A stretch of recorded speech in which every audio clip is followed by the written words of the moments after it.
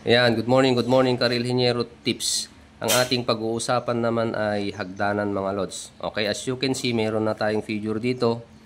Okay, so i-discuss muna natin tong figure na to. Itong stair. Ang run kasi mga lods ay ito, yung haba ng ating hagdanan. And then yung rise, yung floor to floor height. Okay, from sa floor ng ground floor at floor doon sa second floor. Okay? So, ang hinahanap natin ay yung riser. Ang riser naman ay ito. Okay?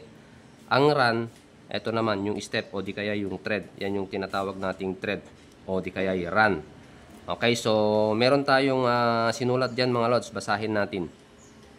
Determine the number of steps and the height of the riser if the total height of the rise is 220 meters using 30 cm width of thread. Ito mga lods ay inassume lang natin itong 30 cm. Okay, so solution. Step number 1.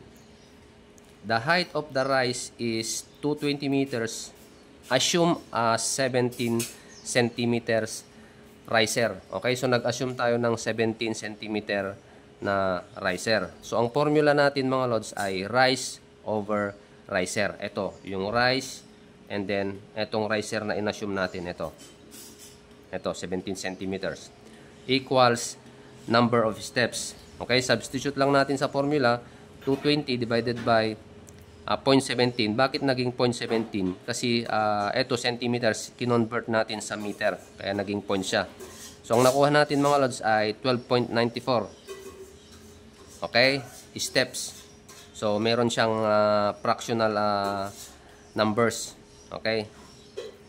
Step number 2, the answer has a fractional amount of 0.94. The rule says there should be no fractional value in dividing the rise by the riser. Thus, adjust to have an equal height per riser. Okay, so step number 3 tayo. From result of step number 2, use the whole value of 12. Okay. Disregarding the decimal amount of 0.94. So, tinanggal na natin yung 0.94 para maging whole number siya. Okay, so, yung 220 divide naman natin sa 12 mga lods, ang makukuha nating riser ay 0.183 meter or di kaya ay 18.3 centimeters. Okay, so nakuha na natin yung riser mga idol, 18.3 centimeters. Ngayon, step number 4 naman tayo. The 18.3 cm is now the height of the risers per step instead of 17 as assumed. Okay? This value is within the range of 17 and 19 centimeters. Okay, nagre-range kasi tayo mga lods, yung sa riser natin, kailangan hindi tayo tumaas dito from 17 to 19 centimeters. Pag tumaas pa tayo sa 20, 25, masyadong mataas na yung riser natin. Okay? So, hindi na siya consider na komportable. So, itong nakuha nating na 18.3 centimeters ay considered as comfortable stair. Okay? So, step number 5, determine the distance of the run using the formula. Run is equal to number of steps minus 1 times the effective width of the thread. Okay? Where effective width is equal to thread of width minus nosing.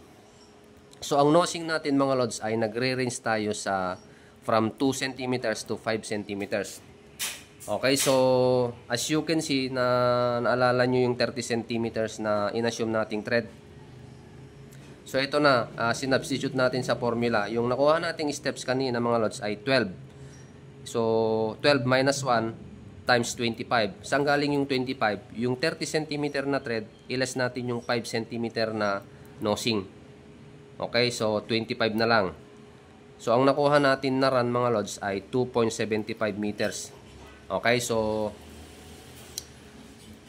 tama to. Itong 275 meters na run natin. There were instances where the length of the run and the height of the rise are known or given.